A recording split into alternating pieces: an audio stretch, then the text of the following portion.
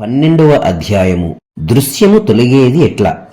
శ్రీరాముడు: హే వేదజ్ఞ, ఇక్కడ నాదొక సందేహం. విదేహముక్తులే త్రిభువనములుగాను సూర్యాది మహత్తర పదార్థములుగాను అగుచున్నారని మీరు చెప్పారు కదా. అనగా ఆ విదేహముక్తి స్వరూపులే ఈ సృష్టిగా మారుచున్నారని అనుకోవచ్చా? శ్రీ వశిష్ఠ మహర్షి: రామా, నీ ప్రశ్న బాగానే ఉన్నది.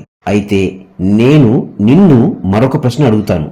అసలు త్రిభువనములు అనగా స్వర్గలోకం, మర్త్యలోకం, పాతాళలోకం అనే పేరుతో ఏదైనా ఉండి ఉన్నదంటావా? ఉండి ఉండటం వాస్తవమైతే అప్పుడు ఆ విదేహముక్తులు వారు అట్లు మారినారు అని అనవచ్చు. త్రిలోకములు అనబడే పదార్థమే లేదని జ్ఞానులు ఎరిగియే ఉన్నారు. పోని ఆ బ్రహ్మమే చిత్శక్తి వలన ఈ సంసారంగా మార్చున్నది అను ప్రవచనం కూడా బ్రహ్మ మాత్రమే అయి ఉన్నది. జగత్తు అను శబ్దము అర్థము కేవలము కల్పనయే సిద్ధాంతీకరించబడుచున్నది. ఈ నా వాక్యములు సూక్ష్మబుద్ధితో గ్రహించాలి సుమా. వాస్తవానికి అతి నిర్మలము, శాంతము, చిత్రూపము అయినట్టి బ్రహ్మము ఒక్కటే ఉన్నది. జగత్తు అనబడు వేరొకటి లేనే లేదు. నీవు సద్వస్తువును సూక్ష్మబుద్ధితో గ్రహించినప్పుడు ఈ సత్యము బోధపడగలదు. ఈ విషయంలో బ్రహ్మజ్ఞానుల అనుభవం అది. మేము కూడా ఈ జగదృశ్యమును ఎంతో తరచి పరిశీలించాం. ఎంత విచారించి చూచినా బంగారు ఆభరణం అనబడు దానిలో బంగారము కాకుండా ఆభరణము అని చెప్పబడుదానిగా ఏదైనా పదార్థము గాని వస్తువు గాని లభిస్తున్నదా? జల కెరటంలో జలము కాకుండా కెరటము అనబడే ఏదైనా ఎక్కడున్నది? గాలి వీచికలు గాలి కంటే వేరా చెప్పు. శూన్యత్వము ఆకాశము కంటే వేరా? సూర్యుని కంటే సూర్యకిరణములు లేక సూర్యప్రకాశము వేరు కాదు కదా. అదేవిధంగా జగత్తు కూడా బ్రహ్మము కంటే వేరు కాదు అనున్నదే సత్యద్రష్టలకు మా అంతిమ నిర్ణయం. కనుక ఇదంతా బ్రహ్మమే అయి ఉన్నది. అప్పుడు శ్రీరాముడు: స్వామి, దేని యొక్క అత్యంత అభావము అనగా భావించకుండటం వలన ఈ దృశ్య జగత్తు అంతర్ధానమైపోతుంది? దేనిని వినటంచే మాలో పేరుకొన్న ఈ అజ్ఞానం తొలగుతుంది? అట్టి విషయమును రహస్యమును మాకు బోధించండి.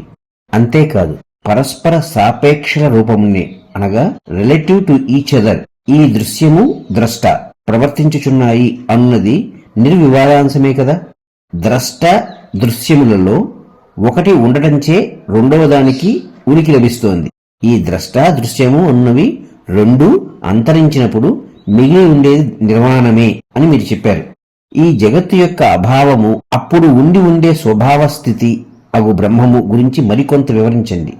దేనిని పొందిన తరువాత ఆపై మరింకే సాధనములచే పని ఉండదు. అట్టి దాని గురించి ప్రవచించండి. అప్పుడు శ్రీ వశిష్ఠ మహర్షి: ఓ రామ, ఈ జీవుని యందు జగత్తు లేక దృశ్యము అనబడు జ్ఞానము అనేక జన్మలుగా పాతుకుపోయి ఉన్నది. ఎందుచేతనంటావా? అతడు ఈ దృశ్య జగత్తులోని వస్తుజాలము పట్ల ఇవి నన్ను సంతసింపచేయగలవు, ఇవి పొందినప్పుడే తృప్తుడను లేదా అసంతృప్తుడనే అనబడు ఒక విధమైన మూర్ఖత్వముతో కూడిన నమ్మకం కలిగి ఉంటున్నాడు. ఇంద్రియానుభవముల పట్ల తన యందు ఏర్పరచుకున్న ప్రియత్వముచే అట్టి అనుభవము కొరకు వేలాది జన్మలుగా పరుగులు తీస్తూనే ఉన్నాడు. సరే, అయినదేమో అయినది.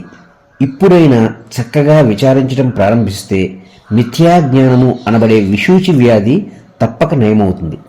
కాని ఒక విషయం, నిట్ట నిలువుగా ఎత్తుగా ఉన్న కొండ ఎక్కడం దిగటం అంత తేలికైన విషయం కాదు కదా. ఈ జ్ఞానం కూడా తనంతట తానే సహజంగా స్వయంగా లభించేది కాదు. నేనిట్లా అంటున్నానని నా ప్రియ శ్రోతలు నిరుత్సాహపడకుండెదరుగాక.